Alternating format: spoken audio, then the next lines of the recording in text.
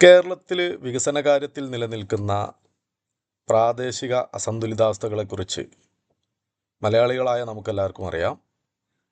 വിദ്യാഭ്യാസ മേഖലയിൽ നിലനിൽക്കുന്ന പ്രാദേശിക അസന്തുലിതാവസ്ഥകളെക്കുറിച്ച് കഴിഞ്ഞ 5 വർഷത്തിലേറെയായി പഠനം നടത്തുകയും അതിൻ്റെ റിപ്പോർട്ടുകൾ പ്രസിദ്ധീകരിക്കുകയും അത് പ്രവർത്തന തലത്തിലേക്ക് കൊണ്ടുവരുന്നതിന് വേണ്ട ഇടപെടലുകൾ നടത്തുകയും ചെയ്യുന്ന സംഘടനയാണ് മലബാർ എഡ്യൂക്കേഷൻ മൂവ്മെൻറ്റ്.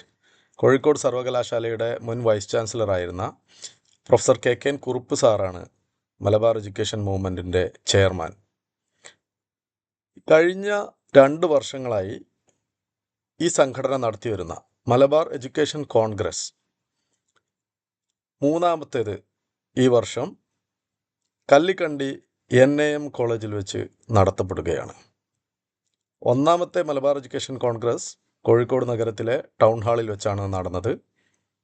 2ാമത്തേത് കാലിക്കറ്റ് സർവകലാശാലയിൽ വെച്ചാണ് നടന്നിരുന്നത്. 3ാമത്തേത് കണ്ണൂർ ജില്ലയിൽ NAM കോളേജ് കല്ലിക്കണ്ടിയിൽ വെച്ച് ഫെബ്രുവരി 12, 13 തീയതികളിൽ നടത്തപ്പെടുകയാണ്.